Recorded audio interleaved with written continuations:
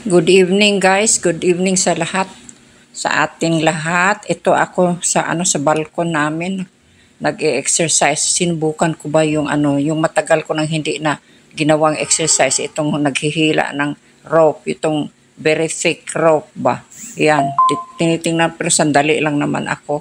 Sandali lang ba, sinusubukan ko lang, baka pwede. Pero hindi labis, hindi ko tinagalan kasi baka masama sa akin ba. Yan. O, sandali lang.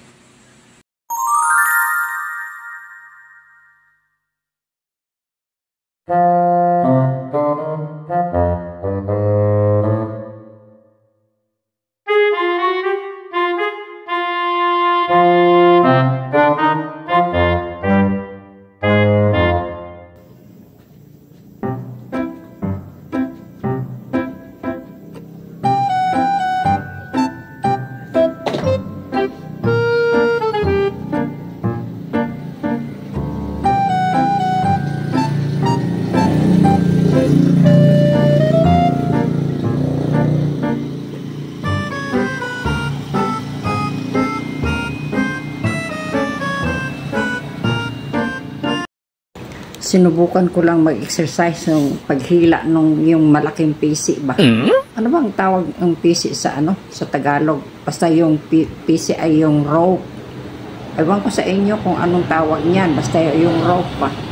Parang kung tingnan mo sa gabi, parang bitin, parang sawa ba. Malaking ganyan. Pisi yung bang hinihila mo. Ginaganon mo kung para exercise sa arms ba. O exercise niya. Yung umpisa ko 35. Tapos dinagdagan ko ng 7. Tapos 7. Tapos yun lang. Yun lang, sandali lang. Kasi pinapawisan ako eh. Hay, para yun lang. Pinapawisan ka kaagad. Hey. Tapos uminom ako ng yung tiba na gawa ng may kunting luya, ginger, tapos may cardamom na powder, at saka may cloves.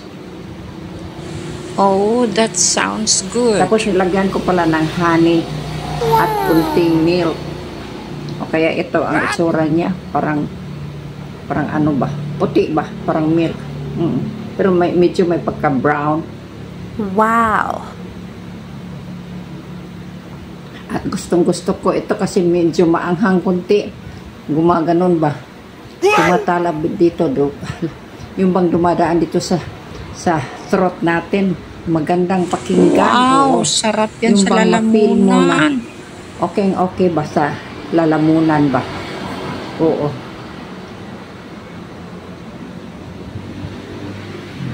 Kasi may honey. Yung honey ba, masarap yung honey, no?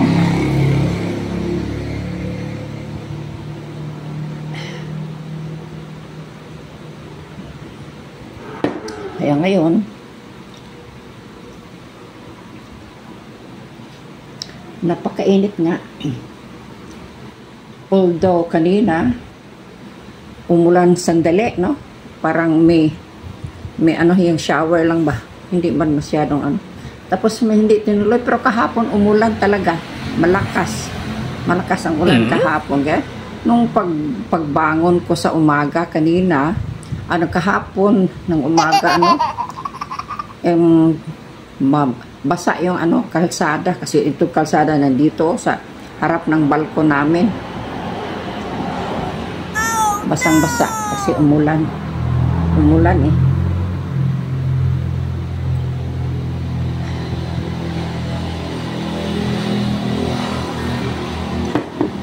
Sa ngayon hindi pa tapos yung music room, pero relax lang, matatapos din yun, no? Excited na ako eh.